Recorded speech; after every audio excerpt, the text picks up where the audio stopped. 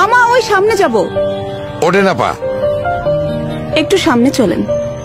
Wow কি সুন্দর light. সুন্দর লাইট।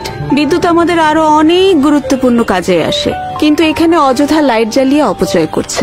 হ্যাঁ হ্যাঁ এখানে।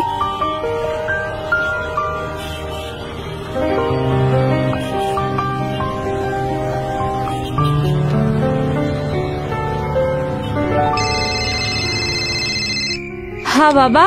মারে পড়তেছস? শোন না, আজ এখন পর্যন্ত 900 টাকা হয়ে গেছে, আর কয়টা টাকা হইলেই তোর পরীক্ষার ফি কালকা দিয়ে দিতে পারো। শোন, তুই কিন্তু খুব ভালো করে পড়বি, তোর অনেক বড় হইতে হইব। বাবা আমি মন দিয়া পড়মু কেমনে? সারাদিনে কারেন্ট নাই, লাইটেও চার্জ দিতে পারি নাই, ফোনেও না। যে কোনো সময় ফোনটাও বন্ধ হয়ে যাইব। কোন রকমে একটা হারিকেন।